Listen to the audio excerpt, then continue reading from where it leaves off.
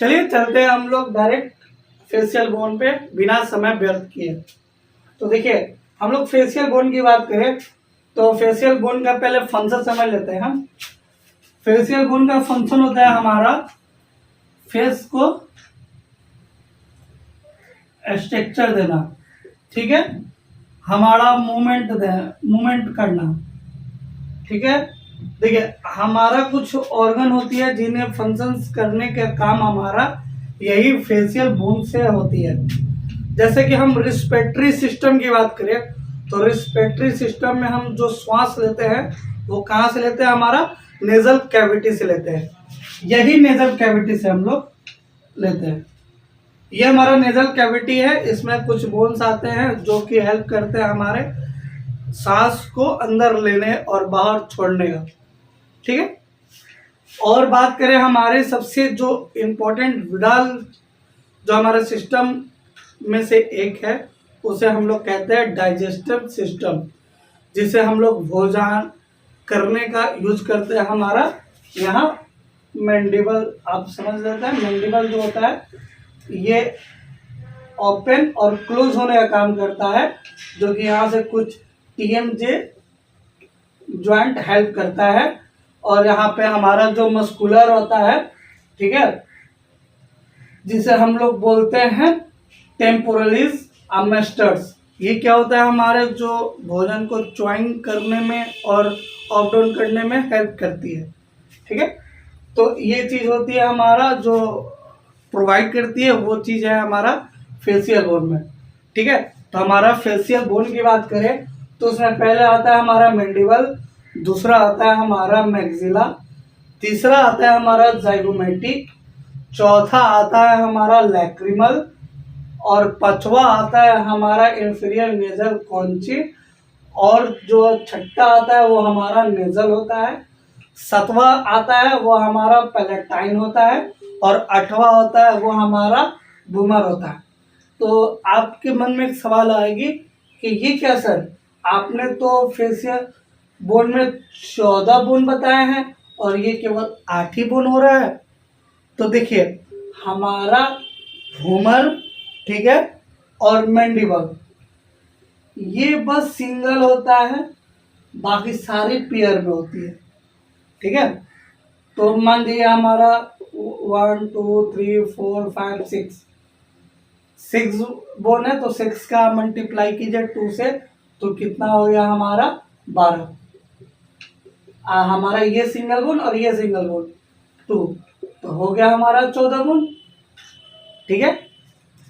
और बात करें हमारा क्रेनियल बोन, तो पहले हम क्रेनियल बोन के फंक्शन को भी अच्छा से समझ लेते हैं।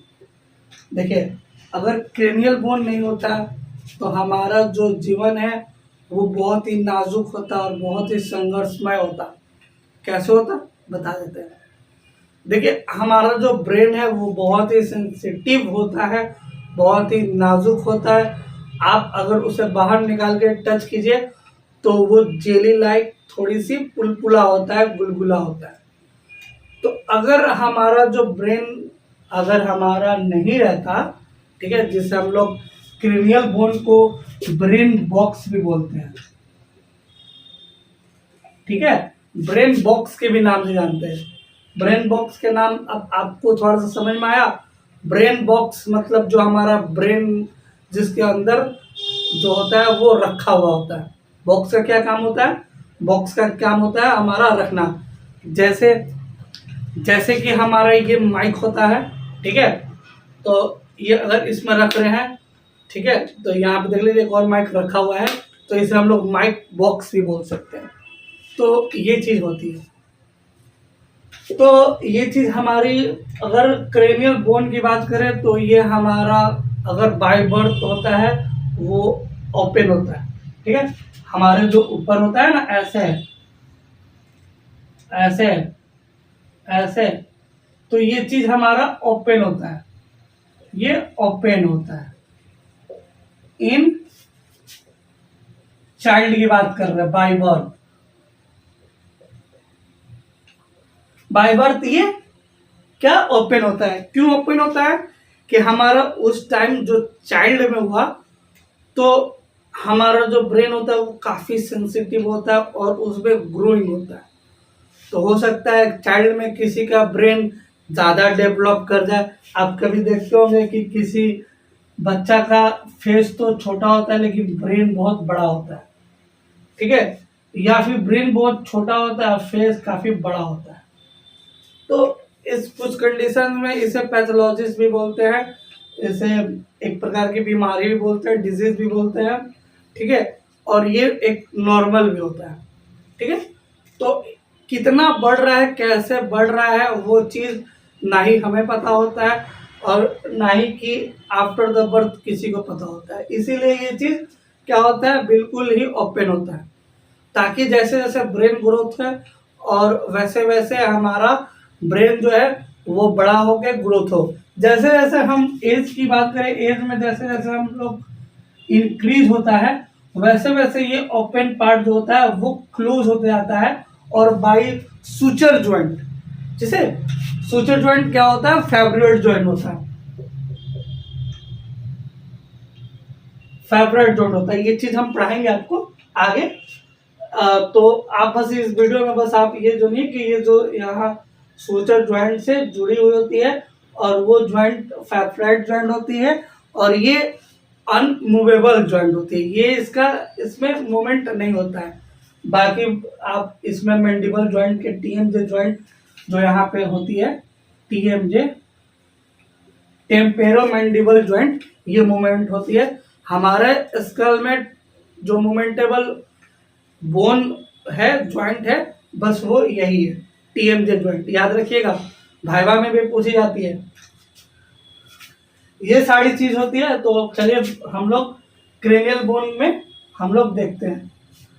पहला होता है हमारा फ्रंटल, जो आगे की तरफ होता है फ्रंटल, ठीक है। दूसरा होता है हमारा पेलाटाइन, तीसरा होता है हमारा टेम्पोरल, चौथा होता है हमारा स्पेनोइड और पांचवा होता है एथमॉइड और छठा होता है हमारा ऑसिपिटल, ठीक है। तो हमारा टेम्पोरल और पैराइटल ये क्या होता है, हमारा पेयर में होता है,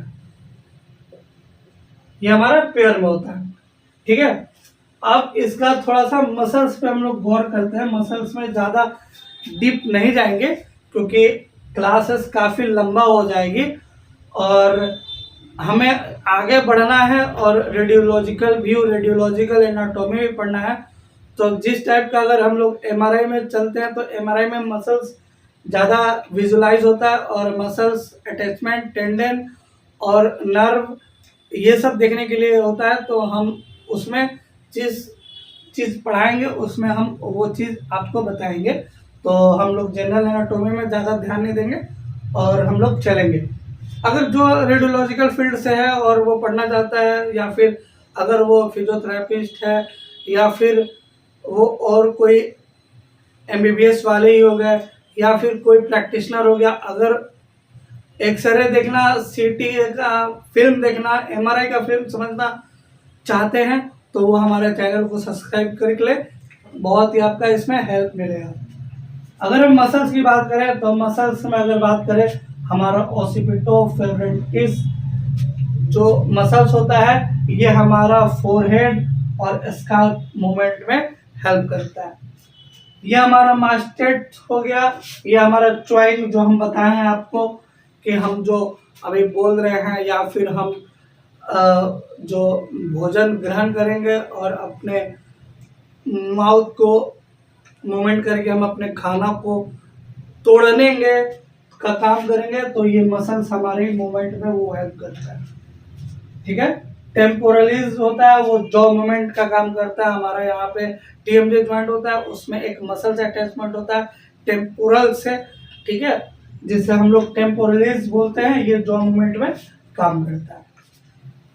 अब बात करें हमारा सब ऑसिपिटल मसल्स, ठीक है। तो सब ऑसिपिटल मसल्स हमारा जो हेड का एक्सटेंशन, जैसे कि हमारा ये हेड हो गया, हम ऐसे उठाते हैं, ठीक है, उठा रहे, तो ये जो हेल्प कर रहा है वो हमारा सब ऑसिपिटल मसल्स ही वर्क कराता है, जो हमारा ऑसिपिटल से एग्जिट होता है, ठीक है।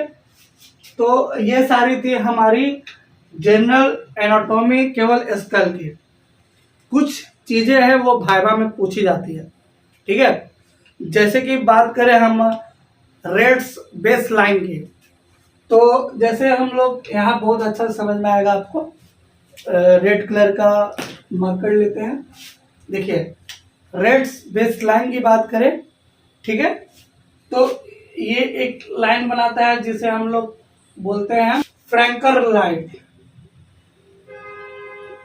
फ्रैंकल लाइन, ठीक है, इसे हम लोग फ्रैंकल लाइन बोलते हैं, या फिर फ्रैंकल हॉरिजेंटल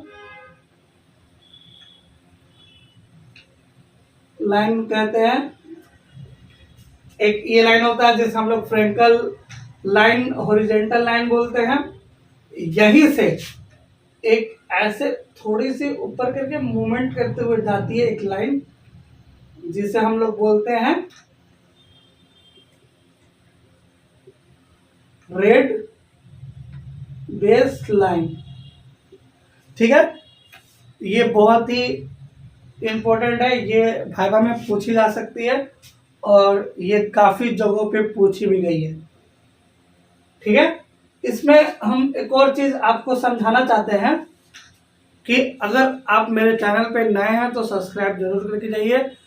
आपको काफ़ी बेनिफिट होगी मेरे चैनल से और आप एक रेडियोलॉजी फील्ड में अच्छा करियर भी बना सकते हैं। और यहाँ पे आपको हर एक इंफॉर्मेशन दी जाएगी जो रेडियोलॉजी से रिलेटेड हो। चलिए चलते हैं बाकी क्वेश्चंस की तरफ। देखिए, वाइवा में पहला क्वेश्चन होती है कि फंक्शंस ऑफ स्कल क्या होती है। तो फंक्शंस ऑफ स्कल बहुत ही इजी है। देखिए, हमारा जो स्कल है, हम अगर बात करें, ये हो गया हमारा स्कल।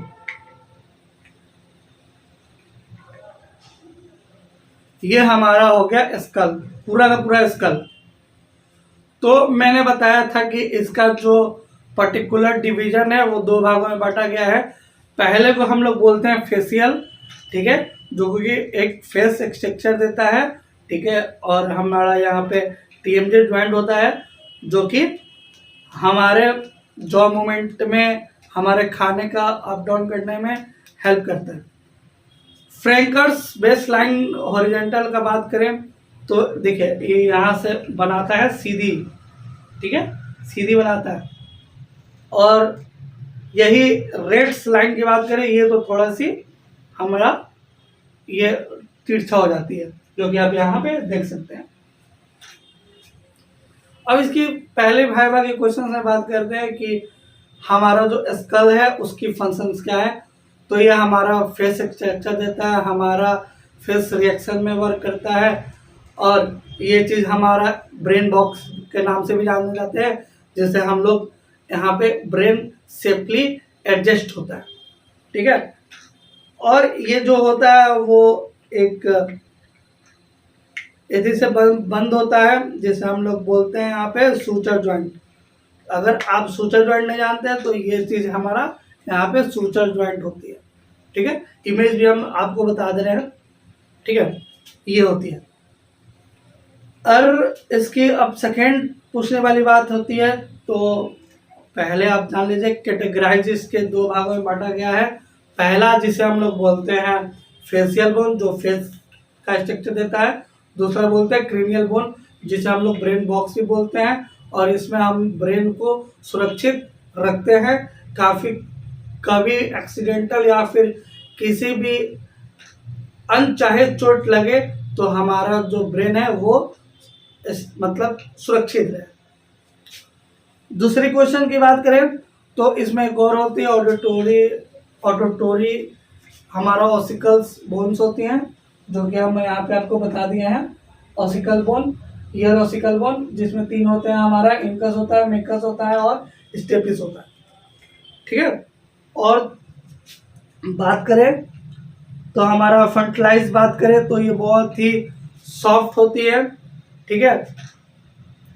फिजिकली अगर बात करें तो इसमें नर्व होता है। अगर बेसमेंट की बात करें तो यहाँ पे हमारा जो स्पाइनल कॉलम है वो हमारा फोरमन मेगलम पे जा करके अटैच होता है, पोन्स, ठीक है, जिससे हमारा नर्वस सिस्टम, हमारा न्यूरॉन्स एग्जिट करती है, ठीक है। इसमें हमारा फोरेमन होता है जिसमें आर्टरीज भी पास होती है। इस पे हम बहुत ही बेस पे आपको एक वीडियो देंगे। ठीक है, मिलते हैं नेक्स्ट वीडियो में। ऐसे ही वीडियो मेरे आप देखते रहे, चैनल को सब्सक्राइब करें, लाइक करें और मेरे बारे में क्या कमेंट है जरूर बताएं। मिलते हैं नेक्स्ट वीडियो में। Tata bye bye, see you.